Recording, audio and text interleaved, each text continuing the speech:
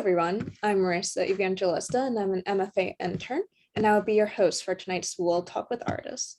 Our digital discussion tonight is with plein air painter David Savellano. Pre-pandemic, David would pack up what he needed into just a few baskets and ride his bike to the ferry to go to San Francisco. He says that he's always enjoyed cityscapes because people, places, and moments in time captured his interest. He describes the feeling of painting there as akin to being a storyteller capturing those moments. Even though the pandemic has made traveling much more difficult for us, David has continued to use the outdoors around him as a studio. Additionally, I would like to introduce the host of our show, Wil Scott. Wil is an art historian with an extensive career as a photographer and the former head of adult programs in the National Gallery of Art. He is uniquely qualified to bridge the gap between artists and the public. Thank you, Marissa, for that nice introduction. And David, thank you for agreeing to join us tonight. I'm really looking forward to this for a number of reasons. One, you are from and paint the Bay Area. I love the Bay Area, and you're a watercolorist. I love watercolors. And you seem to have had a very interesting career that I hope people will enjoy learning a little bit about. But your watercolors are beautiful. So that's the most exciting thing. And thanks to everybody, new listeners, viewers, and old stalwarts, regular stalwarts. I don't know why I'm stumbling over old. I mean, I'm old, so I'm not trying to make you nervous, Wil. Okay. All right, thank you. I appreciate that. All right. Just calm down. Don't give me any hard balls. Okay. All right. I am perhaps a little more energetic than usual because we just got back from watching the Blue Angels. That's why I'm a little pink today. And we were rushing because I was worried we wouldn't get through the traffic. So anyway, I'll calm down when David begins to speak. So tonight we're going to do something partly because David sent a few new images just this afternoon that I think were spot on and great opportunities for us to get to know him and his work. But also because we did this 2 weeks ago when we interviewed another Paint-Annapolis artist, where we sort of started from the back end of our slides and worked forward. And it just, I think it at least made me feel a little more spontaneous. So I hope that'll work again tonight. But if we could go to the very last slide, Marissa. Okay, this is one of those images that David just sent us today. And of course, David and I had talked for a while the other day in preparation, but he had mentioned that he does this kind of thing. But this is just such a compelling pair of images from the same day and the same interaction with these young kids that I think it really introduces what I think is one of the most important things about David as a person. And so, David, tell us a little bit about what's going on here and why you decided to submit this image for us to use tonight. Mm-hmm. So the images that you're seeing are some people from my fan base. I didn't know them before. I hiked on the top of this hill, and this happens to be in Greece. Some friends, we went on a 3-week painting expedition on the Greek Isles, I guess the Eastern Greek islands, and got to paint some really nice stuff. And while I was painting in the shade, as you could see, you got to paint in the shade.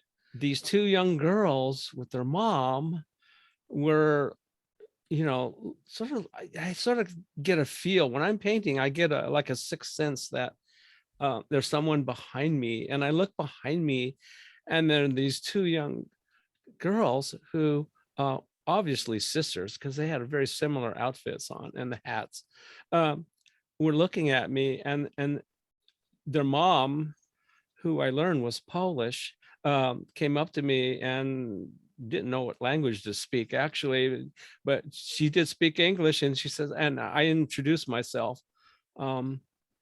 I gave the 2 young women's my business cards, and I invited them to come and watch me paint.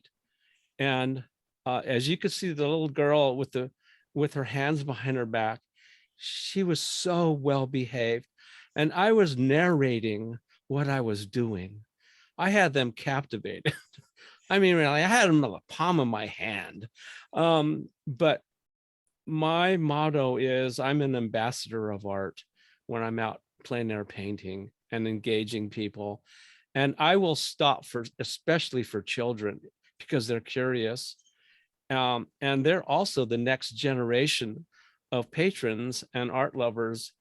And you know that in at least some schools in the United States, they've done away with art classes. Right. And so where do you get your art education from?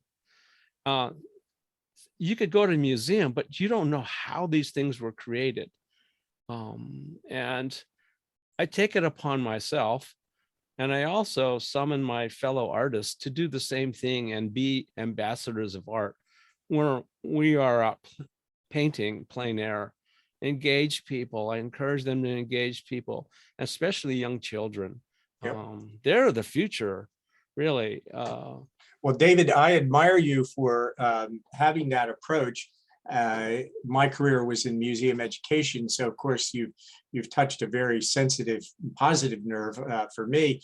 But I want to share an anecdote about a similar situation that I hope will make you feel that you really are doing something important, and sort of support this idea that all of us who love art, particularly today, need to do what we can to share that love with others, especially children. And that little story is the former director, assistant director of the National Gallery, was from Rochester, New York, and he went to the public schools.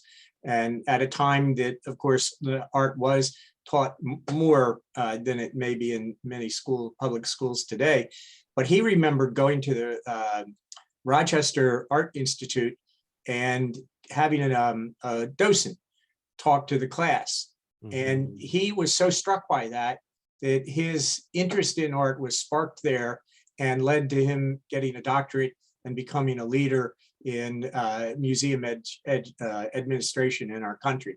So when you talk to a child like that, you never know what the impact is that you're going to have. But I guarantee you those two girls will remember that experience and that nice guy that showed them how he painted for the rest of their lives. So good on you. Right. The mother emailed me the pictures. She had taken these pictures, and my only regret is I should have given that painting to those kids. You might have made lifelong art. That would have been the, I thought about it. I says, that's where it really belongs. Yeah. Yeah. It doesn't belong in my stack of paintings. Yeah, it belongs in someone's house, or you have their address. Remember that, Easy for me to say, but do you have their address? I'm sorry? Do you have their address? I have their email address, and there you go. Yeah. Well, good thought. A good thought. All right, let's go on to the next image. Sure. Then. This, I think, is a beautiful painting, but I think the immediate story that you shared with me about when you created this and what happened to this beautiful watercolor. So you want to tell us a little bit about that? Sure. This was painted last week in the Carmel Art Festival. We had a 3-day painting competition and had 60 artists from around the United States participate in this. And I saw this hotel. It's a striking hotel. It's just, so I don't want to call it, it's Spanish Mediterranean architecture in Carmel by the Sea, California. When I saw this doorway and the doorman there, I says, I'm going to come back and paint this. This is the second painting of the day. So it was late afternoon, and I knew I was going to get those kind of shadows. I went painting along, and then all of a sudden, this woman comes out of the hotel, the Cypress Inn, with a white Westie dog, and she had this pink sweatshirt on. I looked at that. I went, "Oh my God!" I didn't have my camera up, but I followed her down the street. I abandoned my painting equipment, followed her down the street so I could get a reference photo of her walking her dog, because that to me Doris Day, the actress, was co-owner of this, and I was told she had 14 dogs, and it's a dog-friendly, high-end Cypress Inn and they welcome dogs there. Okay, so she had 14 dogs, Wow. and she was co-owner of that, and so I went, oh, gotta have that Westie in there, so Yeah. that Well, the that whole that idea, yeah. if you don't mind me interrupting, the whole idea of the pink top the woman has and the Westie and the movement that she introduces just really adds something very vital to your image, which would be beautiful by itself, but that's really a nice touch. I was honored to receive the Artist Choice Award from 59 other artists. Wow, congratulations. That were there, and I take that award so seriously, that it's affirmation, and that my fellow artists, really liked my work. And the jurors actually for the other part of the show were 4 gallery owners from Carmel who did the judging. So this also got an honorable mention award. So there's 2 awards with that. And then the owner of the Cypress Inn bought that painting like immediately. Wow. So just right off it was purchased even before the exhibition opened. Wow. So a triple play, so to speak. Yeah, it was, man. Well, that's great, and it makes me want to ask you more sort of biographical questions, or at least a few of them. So you did this very recently, and now you're coming to Annapolis in a few more weeks. Mm-hmm. Are you sticking around home in the intervening time, or is there time in there for another plein air competition? Oh no, these things are exhausting. You're traveling, you're out of you're away from home, you miss your bed, and just your routine has to adapt. So this is the first plein air event of the year for me. I'm doing 4 other ones. Is that a change for you from pre-COVID times to only have 5 in one year? No, that's, I could do 4 or 5. But they are exhausting. You have to coordinate. I'm having all my frames mailed or shipped over to my host family there in Annapolis. So why do you do it if, you and I think are about the same age, so I hope you won't mind me saying that you're not young anymore, and you've mentioned how it is exhausting. So why do you do it?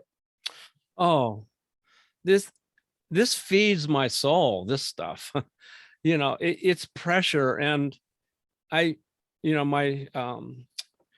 work as a project manager in design and construction and doing architecture, I understand deadlines and pressure and money and all that kind of stuff to produce things. So I'm no stranger to, planning and being prepared. So once I have things on my checklist dealt with, I'm comfortable.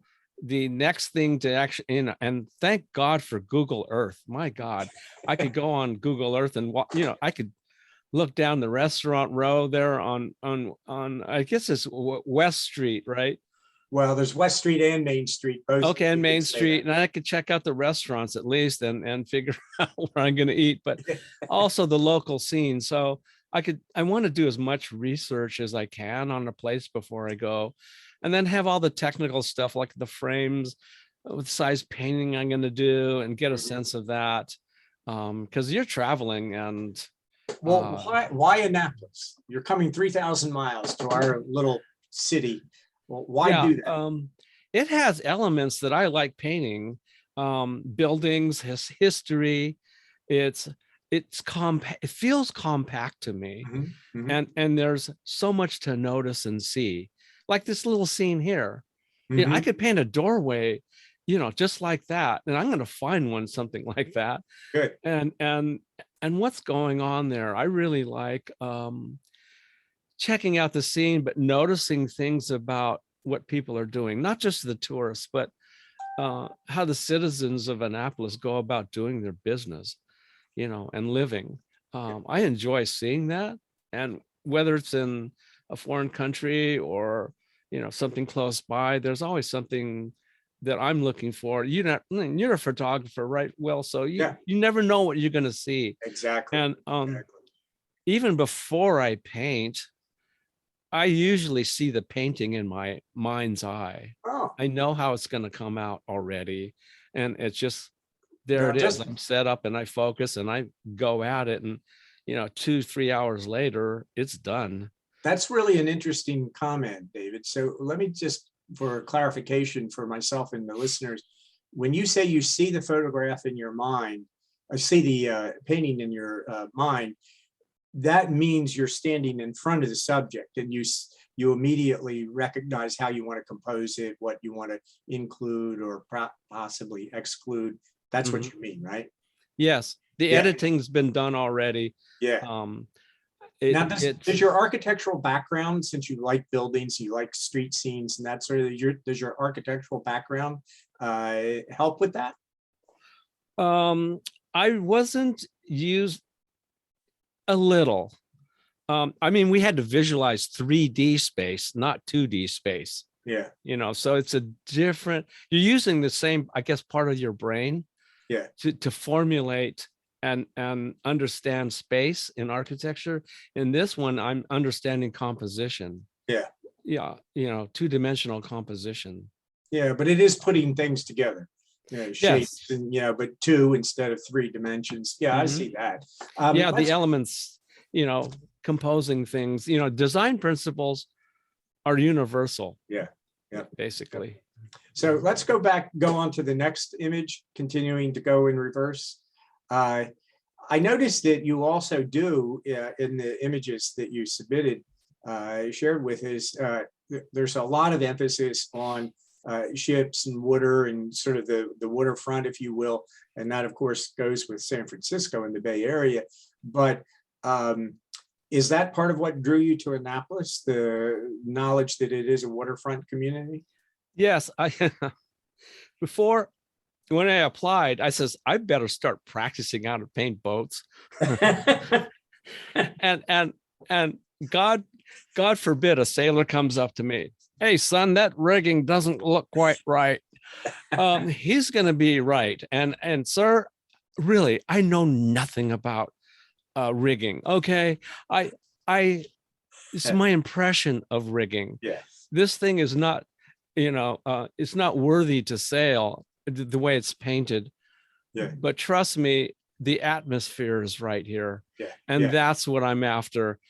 I spent the last 4 or 5 months going over to Fisherman's Wharf in San Francisco and these boat yards and harbors and marinas to go out and find boat paintings. And I live on San Francisco Bay, so the local yacht club, I go there and paint boats and learn how to paint boats in watercolor. Yeah. So Well, that's a good story, but let me give you a little insider hint. You can take it or leave it. You might want to prepare a little sign that you can stick on your back or stick on your easel, because I know enough sailors in Annapolis. They are going to walk over and say, "Hey, that looks like a J30, and that's not rigged right." And another little for hey, the listeners, Will, I'm going to be busted. Okay. Yeah, that's right. I'm just going to be busted. There's a 19th century American landscape painter who became best remembered for his paintings of boats. His name was, for a long time, you might have heard of, and many of you might have heard of it as Fitzhugh Lane. Recently, it's been discovered his legal name was Fitzhenry Lane, but he became rediscovered partly because his rigging of 19th century ships was absolutely correct. Oh my God. So that God. marine historians are interested in his work so that they can know better how to restore discovered shipwrecks and that sort of thing. Anyway, just a little, that's my art historical side. Oh, okay. Tell us a little bit about how you apply the watercolor. You shared a nice article, and you can mention it if you'd like, in case others want to read that also. But you talked a little bit about why it is that you are a watercolorist, and it had a lot to do with the way you can handle the media. Yeah, I learned this is really the only medium. I've tried other mediums. And I learned this while I was working like 25, 30 years ago, probably started picking up watercolor. And one of my friends there, Diane, hi, Diane, I see you, knows that I, entered into the local watercolor association exhibits and learning the craft of painting in watercolor. Everybody was telling me this is going to be a challenge, but I was, not deterred by that. And as a matter of fact, I just enjoyed this. It's very portable. I could go out for an hour or two and do a little painting and learn how to paint. So I'm self-taught, and I've taken through the California Watercolor Association, the classes they offer there, 4 or 5 day week, workshops. And that's how I got my education.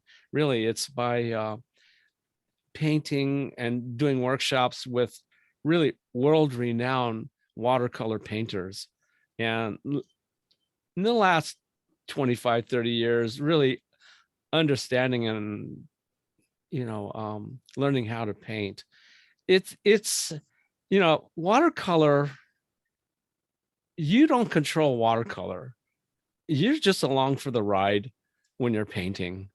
You have to pay attention to what's going on, and it's all about timing. So that's my stuff on the technique stuff. Well, I'm not a painter. I can't paint. I've tried, different points, and watercolor to me seems even more challenging than oil painting. And I say that because, it can be too wet. You can either over mix with too much water, or it can be a wet, damp atmosphere that makes it hard for you to predict what the medium is going to do, and it won't dry quickly enough, or it can dry too quickly. You have a windy day and stuff. So when you mention spontaneity and timing, can you amplify on those two things? Because I don't know whether I conceive of that as two complementary aspects, positive aspects, or whether they're contradictory and make it more challenging. Oh, it's definitely challenging. I'm going to be challenged in Annapolis too, because I'm not used to painting in higher humidity climates. That is going to be a real challenge for, a 25% humidity place going into an 85, 90% environment. I really have to understand technically what's going on, because I'm used to painting it at a certain speed. Yes. But if it's not drying at the speed I'm used to painting at, I have to make some adjustments. It's like playing basketball. Your opponent, they make a move, you have to do a counter move. Yeah. I have to solve problems here with the humidity. I know that going into that. Would you address that problem with changing the paper that you use to either more or less absorbent, or would you just no? It's the water pigment ratio that you have to pay attention to, and that is what's critical. You can't sop this paper and wet it down and expect it, to do dry brush when the paper's still wet. It'll bleed all over the place, and blossom and not behave, and you have a wonderful atmospheric effect in this image. So if you could pull that off, of course the humidity will be worse here, but this is the kind of atmosphere that I see a lot over the water, around the water, particularly early in the morning. That's the worst time for the humidity. I'm looking forward to the nocturne painting, because it said dusk to dawn. Yeah. And I went, I have a heck of a time with nighttime paintings. The paper does not dry at Right. night as fast, and B, I got to plug into a hair dryer at best to try to dry it off. And I got to paint really dark, and Yeah. but if it says dawn, Yeah. hey, I could do dawn. Okay. And Yeah. that's not the dishwashing liquid. Okay. Yes, but dawn Right. here can be extremely humid. A day that was Oh 80 God, can no. have dawn at 95%. Oh, sheesh. Okay. Yeah, so just get prepared. All right. Oh no, I'm coming in early. All right.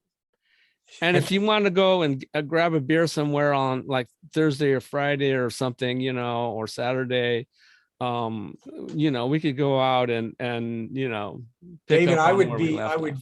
more than happy to Okay. meet up with you and do that. But Okay. on Thursday, we are leaving to go to my 50th college reunion. Oh, And so get out of we're here. gone for Oh, right. most of the time for Paint-Annapolis this year. Okay. Are you going to be back for the exhibition? Yes. All right. I think All right. so. And I also may be judging one of the events. Okay. Before we go away. All right. So anywai, I hope. What's your favorite wine? I can't drink, David. I'm just kidding. Well, I exhausted you. It wouldn't work if you weren't kidding, because I exhausted my lifetime quota 11 years ago. Okay, copy that. Now, this is one of my favorites of the your works that I've seen, because I love the streetcars and I love San Francisco in general. So is this why this image? I mean, everybody paints streetcars, and that didn't put you off. You had to do your own. But they do they do vertical like I do vertical? No, right. So that's about San Francisco. It's about verticality here. Yes. And it's about the street, the streetcar there, the cable car, and all those cars are historic. They've been restored. They're lovingly restored. Yeah. And they really run really well. Yeah. And then they have a whole series of historic streetcars from around the world that they've changed the gauge of the rails or the wheels to fit and match the gauge of the tracks in San Francisco. Oh, wow. I didn't know that. They're wonderful. Oh, yeah. I'm going to pat myself on the back now, and you at the same time, because when I saw this, I pretty quickly realized that what was catching my eye was the verticality of the buildings. But more than that, when you look down the street, past the streetcar, you've done a really terrific thing of the shadows and light across that street that goes back up. And that really, I think, convinced me that you do have this wonderful gift of composition, because that builds the space and adds that depth and that verticality that you were just talking about wanting to achieve. So yeah, this is a very distinctive approach. It's not just the cliche of the cable car, but it's the whole ambiance of the streets of San Francisco. Yeah, thank you. Very, very, very nice. Next image, Marissa. Oh, wow. There we have two icons. The Sentinel building, Zoetrope Cafe, owned by Francis Ford Coppola, Godfather. Yeah. Fame, right? And then the Transamerica Pyramid in the background. I've done this painting at least 7 or 8 times. And every time I do it a little differently. But I'm really trying to capture energy down at the street level, because there's a lot of folks from China. This is right on the border of Chinatown. So a lot of the folks, they're getting their groceries, and they still haul around those yellow and pink bags, with groceries in them and stuff. And then the waiters out there serving, and the tourists, and I love painting this. And then the other thing is the green against red. I mean, come on, that is like anytime I see red against green, that's it. Boom. Okay, Yeah. well, I think you're going to find a lot of that around Annapolis. I hear especially- there's got a ton of brick buildings. Is that Exactly. okay? And we have a lot of Right. street trees, mature Okay. street trees in the historic district. So Okay. you get a lot of green and red, and I'm going to be looking for that when I see your work. All right. I'm going to be on it, Will. Okay. All right. But now my take on this, as soon as I saw this, I love the way you made the Transamerica building sort of shadowy, almost like it's a specter that's looming over the historic building. So I don't know how much you intended that, but that's what I took from it. And I've always thought that that building, while it's dramatic and it's now something of a monument of modern architecture, it looms over the old part of the town, and you've really captured that in a wonderful way. We'd like to leave time for Q&A. So we may want to move a little more quickly through the remaining images, so we can do that. But you mentioned Chinatown, and it's hard to imagine any artist in San Francisco, visual artist, that's not in some way engaging Chinatown. So how do you? This how do is you plein treat- air on the skinny streets of San Francisco's Chinatown. And the shopkeeper outside where I was painting, she wanted me out of front of her doorway. It's like, shoo, get away, get away. And, I says, go call that cop over there if you want me to get away. This is a Really? public sidewalk. Yeah. I'm a plein air painter here, for Christ's sake. All right. Yeah. It's just, when you're painting out there, some people think, actually, you know what? A lot more people stopped and watched me paint. Yes. That enabled her to get more customers to stop in front of her store, in case she didn't realize that. Yeah. Isn't it true, though, that the shop owners in Chinatown, at least they used to, each regard the sidewalk in front of their shop or their business as their own, and they sweep it a number of times every day? Oh my, yeah. They want to make it attractive. I totally respect what they're trying to do. I don't think they feel the same way about me. I'm a foreign object to them. I'm not moving along. I'm not looking in the windows, but I'm sitting there painting. And by the way, I got my bicycle with all my equipment right next to that. So, So what's the essence of Chinatown that you feel you captured in this image? So there's the two-dimension, the buildings and stuff, but in this painting, the lanterns are the airspace, I call it. It's the other dimension of air that's being taken up. You could put birds up there and they symbolize the airspace. Lanterns do the same thing. Telephone poles with wires fill up the sky space, I want to call it, and add dimension, make that sky even further back. So I'm really aware of things, how these things overlap the sky and then create that illusion there. It's not an illusion, it's just something to put up there in the airspace. Well, let me ask you a question that maybe is a little more pointed. A lot of people, when they go to Chinatown, they treat it as something of a sort of curiosity, and it's more what they find unfamiliar that appeals to them. I would say you're not doing that. You have a more, it is, as you described it, it's more about the architecture, the visual elements, the way they come together. So the pointed part of the question is, you're not really painting this because it's Chinatown or because it's a popular tourist attraction. You're painting it because of the aesthetic elements that you just described. Yes. And there's so much history in that area. Those individual buildings are, established families in that community from the 1800s. They own that building. It's a family association building. All those ones with balconies and stuff, and adorned with all that architectural details up there and the Mhm. things and the colors. San Francisco back in the gold rush days, and when the Chinese immigrated there to work on the rail, not to come to Gold Mountain, Yeah. is revered as their idea of coming to San Francisco. This is the land of opportunity, Yeah. right? Yeah.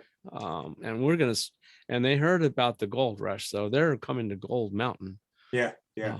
And Well, they adorn their buildings that way as well. So, David, everything that you've said about your approach to your subject, I think is going to make you respond very positively to Annapolis, because I won't go further because I don't really want to interfere in you engaging it on your own terms. But I think there's a lot of things that you're emphasizing in your work that are important aspects of your work to you, that you're going to find really congenial subjects and things to paint here.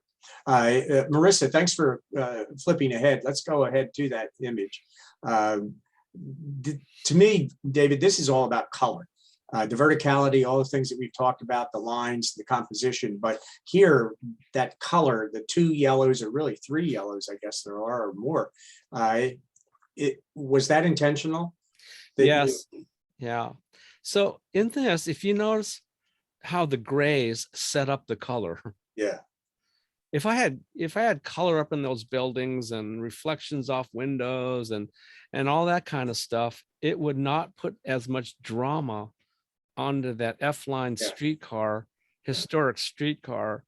If there's too much color, it would compete with that color there. So you use muted colors and neutral colors to allow the pure colors to live and survive without being competition. Yeah. But I especially like the way that there are little spots of yellow, and it's not that sort of mustardy yellow of the streetcar. It's a brighter yellow in a number of places. Even it looks like there's little yellow on some of the clothes. Yeah. Hey, Wil. Enough. Hey, Wil. Yeah. Do you remember the Yellow Cab Company? Of course. I'm okay. old. All right. So. Yeah. So anyway, I mean, with all the Uber and the Lyft and all of that, I so much want to put yellow cabs in my paintings. Do if this is what you mean, do it. Right. All right. Let's see the next image. This is so quiet. Oh my God. It's such a quiet scene, but the article you shared with me talked about this, and so you don't need to tell me about it, but tell the listeners, the viewers, what this entailed to create this lovely image. Okay. So this is I painted at the Maui Plein Air Invitational, and we had 25 invited artists from mainland United States and Australia come and paint for a week in Maui. And you can go anywhere on the island. And I chose this it's a small cowboy town. It's upcountry. Upcountry means that it's pretty much cowboy country. Yeah. Up in the hills. And this is going up country. They call it up country because it is midway up a dormant volcano. Yeah. Right. But nonetheless, doing this in plein air, it was rain. Okay. Imagine this: clear skies, 5 minutes later, rainstorm, abandoned ship, take all your supplies off your site and move them for shelter underneath a restaurant awning. Okay, the sky clears. You move your stuff back, do a little more painting. Oh, here comes some more clouds and rain. It took me 3 times before I'd have to get my stuff, pack it up, and my God, this was such a hard painting to do. I am glad I stuck with it, but this is what a plein air painter does. Yeah. You deal with elements on their terms. You're in the environment and this is what you see and you want to try and do. Be prepared. Yeah. And so I love this painting. it's got all the stuff in it. It's got the atmosphere, it's got the detail, it shows people walking. But I know the story around this thing. It took me, I had to abandon ship 3 times to Yeah. get this one done. This was a real challenge. Well, David, you know the old phrase of grace under fire. I'm sure all of you do who are listening in. This is, to me, after hearing the backstory about the day you had to endure all of that weather change, this is grace under fire, and it's really a beautiful result. Do we have one more, Marissa, I think? That was the last one. Okay. That was the last one. Good, good, good in terms of time. I think that I've had a wonderful conversation with you, David, and learned so much about you and what makes you tick as an artist, and seeing your beautiful work. So let's open it up to all of our listeners and see if they have some questions they want to ask. It looks like we have a couple in the chat already, so why don't we begin with those? Yeah, so a bunch of people made some comments. Alayakala, right. Yes, yes. And Catherine said that going up country, that story reminds me of painting Annapolis last year with boats that don't stay still. Yes, absolutely. Oh. Yeah, so sometimes, the boats can rock around. Mm-hmm. Yeah. Mm-hmm. And I'm on land and I'm not going to get seasick, right? Yeah. Okay. Oh. Okay. I do. They actually leave. Yeah. So Yeah. I do that too, yeah. Oh, Yeah. I remember last year, my first day painting, I chose a scene and then a boat actually parked in front of me. I had to move and find a new spot. Right. Right. Yeah. Expect that to happen. It could be almost anything that comes your way. Cars. Yeah. And I started to paint a boat that does tours of the harbor. Mm.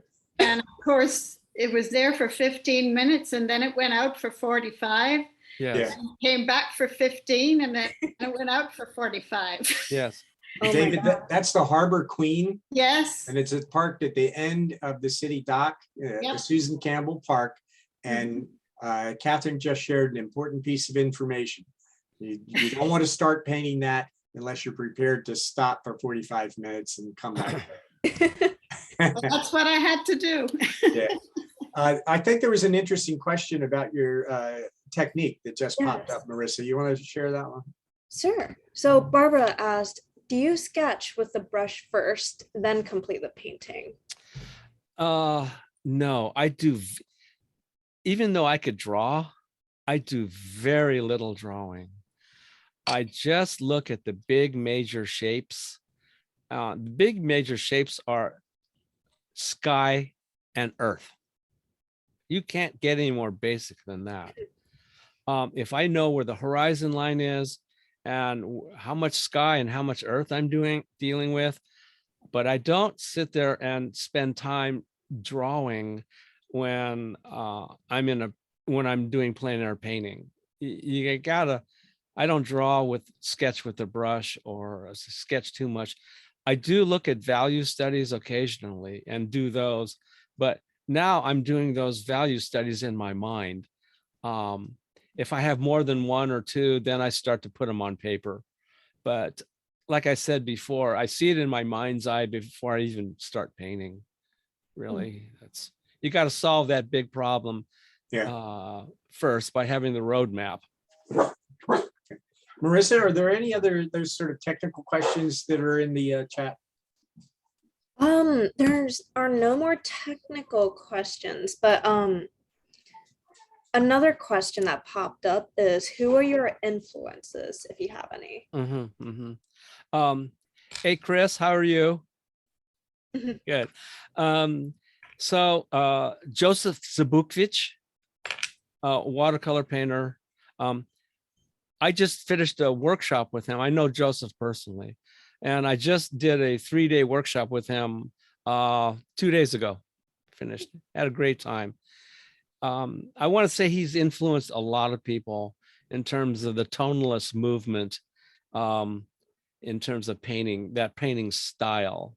So that was a big influence. Another one would be another watercolorist, Jerry Stitt Mm. out of Washington. Brush strokes, some on Alvaro Castanet to some degree. And those are and John Salmonen from Duluth, Minnesota. He's such a fine artist and a great teacher, by the way. He's excellent teacher, taught me a lot about design and how to see. So I'm really grateful for those folks who've entered in my life, and I've been able to study with them and converse with them and talk art. So those are my influences, I would say. I was going to say your first one made me think of Winslow Homer right away, but that may not be quite as representative as some of the later ones. Yeah, right. Yeah. Yeah. David, as a historian of American art, I of course thought of Homer immediately, but you are more direct and use a freer, broader approach than Winslow Homer did in most of his work. But I am curious about Andrew Wyeth, and especially his early watercolors and even his mature temperates. Mhm. He can use free washes.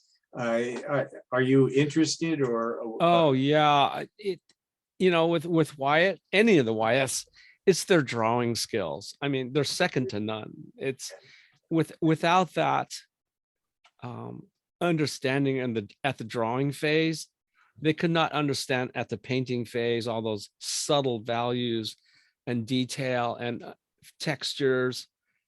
They're amazing paintings.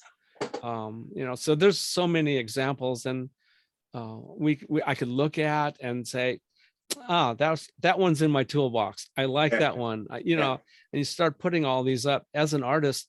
Sooner or later, you got to use and put together your own and compile it in a way that makes sense for you and the kind of painter that you are. So how about Edward Hopper? Your interest in architecture and urban street scenes it also made me think of Hopper.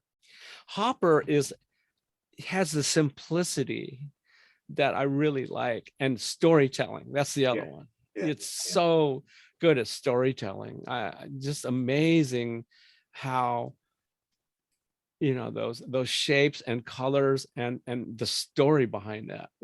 I could close my eyes and I could look at them, and they're so real to me. It's like Well, let's take one or two more questions and then we'll wrap up. We are, as I think I mentioned to you, pretty scrupulous about our 1 hour time limit. We are operating at dinner time, and I don't want to keep people away from the dinner table. So Marissa, are there any more in the chat? There aren't any more in the chat, but I do have a question. So you mentioned in your article that you kind of see yourself as a storyteller. So I'm curious to know, do you think about the narratives before you start painting, or do the narratives kind of come along as you're painting? Good question. Okay, let's say when I was doing that hotel painting, the Cypress Inn, walking the Westie, that Westie did not come along until it came along, 3/4 of the way through the painting. And that is the beauty of doing things in plein air. You don't know what's going to happen. It's a surprise. My radar is turned on for surprises. If I need to put people in my painting, boom, here they come. Here they come. This is what they're going to look like. And bang, they're in the painting. So to the extent adding people is part of the story, and they tell a story about how the space is being used. Really, That's whether it's workers in the street, somebody doing car repair. I'm anxious to go to some boat repair places. I really want to just sort of sit there and get that big shape and see how they're working. And so if you know anybody who's got a boat yard, email me that. Oh, the other thing, I'm a foodie. Okay, food. So, and I haven't had any of this other stuff. So I'm, I'm open to recommendations. Let's put it that way. All right. We'll try to help you out with that. Okay, ice cream too. Oh, there's Oh, ice we've got cream a lot of places. ice cream. Yeah. I think we should tell David that Maryland crab is absolutely nothing and far Yes. superior to Dungeness crab. Oh, it is? Okay, Totally different. totally. You have to do it Okay. David? more than once. Do you eat the shells or what? No. Well, Not like Louisiana, right? crab cakes. Crab Make it cakes, really okay. Yeah. All right. We're gonna meet up sometime, right, Diane? David, I want to amplify that because that was a perfect comment. My high school best friend lived in San Francisco for more than 30 years. And I didn't go to visit him until he'd been there about 15 years. He Mhm. was the food and beverage writer for one of the, Oh, God, okay. alternate papers in the Bay Area. Mm-hmm. And he always told me I had to have Dungeness crab. Dungeness crab in comparison to blue crab is tasteless. Oh, Tasteless. shot. That's a shot across the bow there, Will. Okay, well, Okay, I'm all challenging right. you. The other thing he All told right. me. The And other you thing gotta he go told me to I had- Mike's and learn how to pick. the You're gonna crab. have to prove that to me, all right? Okay, how about abalone? Right. David, Right. don't try to eat Maryland spiced crab alone. Have somebody that knows Yes. what they're doing go with you. Okay. There's plenty Marylanders that'll show you how. Yeah, exactly. One of my patrons here in commissioned me some paintings, and his wife, as a surprise. So I painted stuff, and I told him I was coming to Annapolis. He went, "Ah, Annapolis? My wife's from Maryland, right?"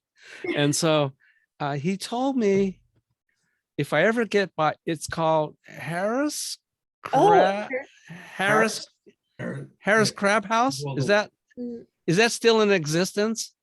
I'm not sure. Over on the Narrows. It's on the right? other It's side. Narrows. It's Yes, in the other yes. county, Yeah, it's on across the Bay Bridge. Oh. Yeah, it's across there. the Bay Bridge. Yeah. You don't have Yep. to go that far though. No, you don't have to go there. No, but he wants it painted as a commission painting. Oh, The Oh. building, right? yes. And I went, oh, well, I don't know. Maybe. Oh, you should. It's Yeah, but a I gotta- kind of I a have- rowdy place, so there's lots of activity. Mhm. Okay. Yeah. I have a Anyway. question that's kind of a generic question. I'm not a painter. I'm a photographer. But it seems to me if you're going to be painting plein air and you've got a situation where a tourist boat is in and out of the harbor or things are changing, why not take a photograph and work from that? Is that Not like allowed. against the rules? Against the No, rules. it doesn't. I'm not painting the whole painting directly from that little photograph. I would take that as a reference photo. And I mean, maybe the boat's not in the right angle, but at least I Mhm, know the mhm. shape of it. And I can look at other boats and how they would be painted, but there's something like the color, the rigging, the color of the sail, the covers, Mhm. the people, the different things about. So definitely I take reference photos. Like I said, that walking the Westie, that lady with the Westie dog in the pink sweatshirt, I had to run down the street to get her photo, and then came back and then stuck her in the painting. That's the way it works. Well, Jack, that was a great question, and I think a good note for us to wrap up on. David, it's been really fun talking with you, and I look forward to hopefully meeting you during Annapolis and seeing your work. And I thank everybody for coming in on Okay, this. I got lovely that one. It afternoon. says Cantlers on Mill Creek. Got Yeah. it. Copy Yeah. that. Cantlers All right. too. Okay. Okay, well, thanks everybody for joining us today. David, thanks again for participating, and Marissa for your support. So see you all soon. I'll see you Thank you, guys everybody. soon. Okay. Bye. Bye-bye. Thank you all so I'll much. see you in Annapolis. Good night.